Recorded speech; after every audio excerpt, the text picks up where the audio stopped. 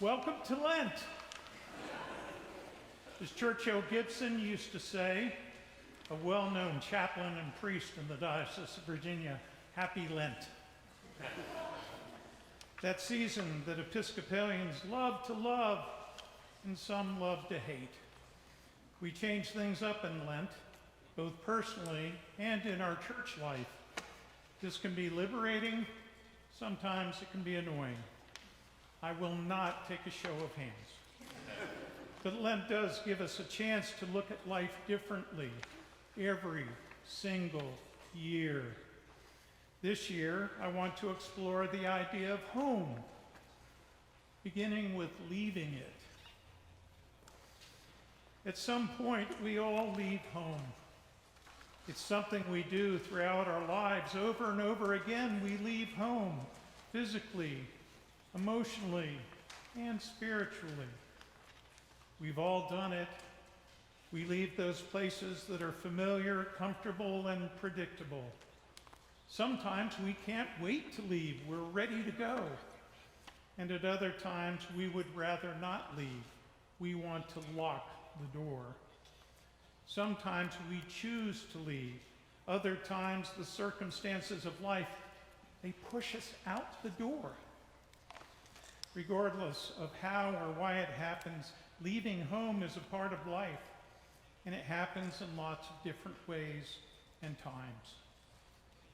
For children, it might be the first day of school or going to summer camp. Young adults move out of their parents' home to start college or to go to work. The significant changes of life can be forms of leaving home: a marriage, a divorce, the birth of a child, the death of a loved one. New employment or the loss of employment, those are about leaving home. Moving, whether it's to a new house or to a new town or to a retirement community, maybe because of the loss of health, it all involves leaving home. Leaving home can be difficult, frightening, and risky. It invites us to change, and it opens us to new discoveries about ourselves. It challenges our understandings of where we find significance, meaning, and security. Ultimately, though, leaving home is essential to our spiritual journey and growth. You see, my friends, we are more vulnerable to and in the need of God when we leave home. Leaving home is not, however, simply about the circumstances of life. It is the way of God's people as dictated by God. Adam and Eve had to leave the garden. Noah left his dry land home. God told Abram, "Go from your country and your kindred and your father's house to the land that I will show you." Jacob ran away from home, fearing for his life. Moses and the Israelites left their homes in Egypt. And in today's gospel, Jesus is leaving home. As Mark tells it, Jesus came from Nazareth of Galilee to the river Jordan. He left his home and now stands with John in the Jordan, the border between home and the wilderness. There he is baptized. The heavens are torn apart, the Spirit descends like a dove, and a voice declares, "You are my Son, the beloved. With you I am well pleased." And then, boom! Did you hear it? From there, the Spirit immediately drove him out into the wilderness. Baptism may happen in the river, but the baptismal life begins in the wilderness. How's that for feeling beloved? The story is not, however, just about Jesus. It is our story also. The Father's words refer to Jesus in a uniquely literal way, but they also apply to each one of us. By grace, gift, and the choice of God, we are his beloved daughters and sons.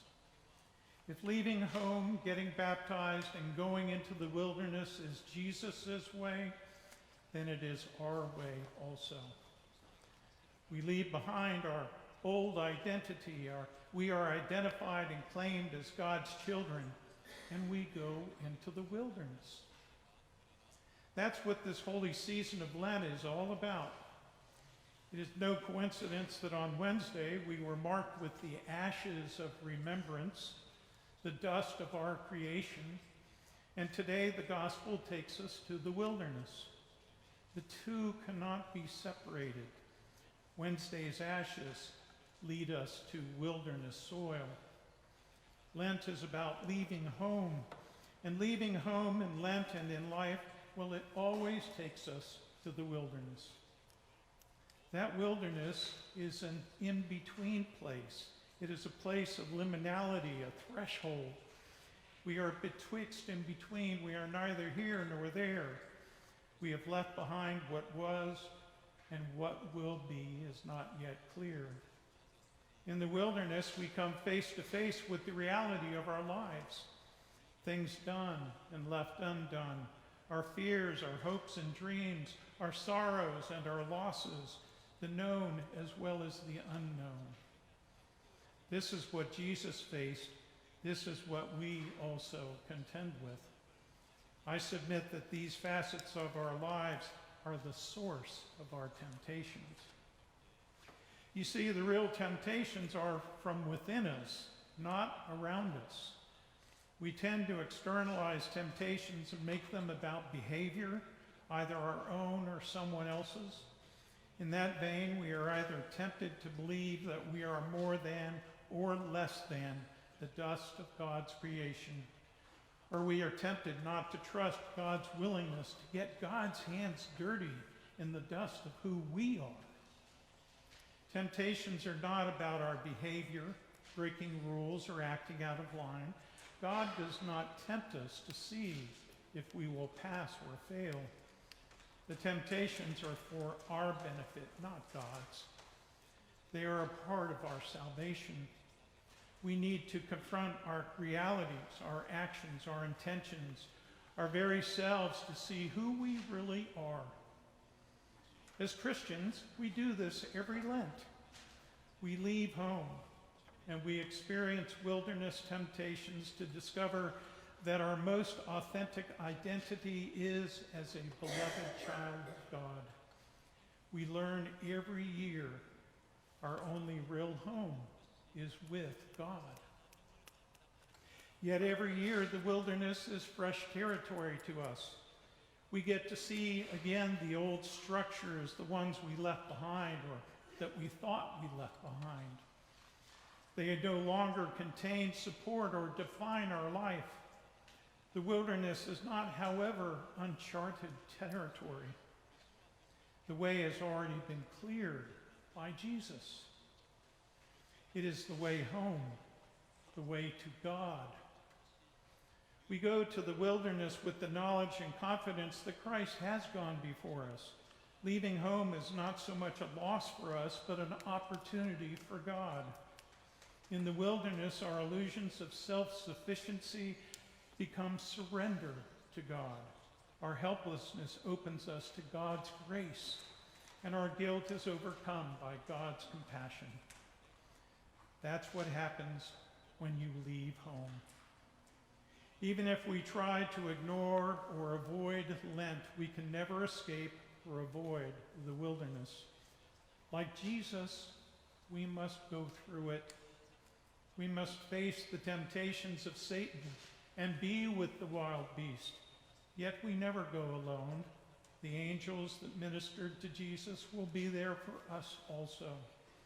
Remember who you are, is their message. You are a beloved daughter of God. You are a beloved son of God.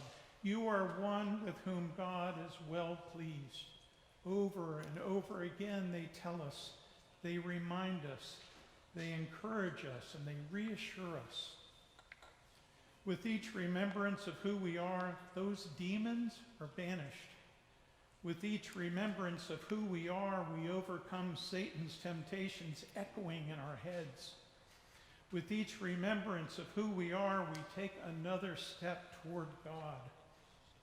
That is the way through the wilderness of life. remembrance after remembrance, step after step. I am a beloved child of God. With me, God is well pleased. Let that become our wilderness mantra. Let those words fill our minds, cross our lips, and occupy our hearts, not just in Lent, but all time. Because the truth of those words is the way home. Amen.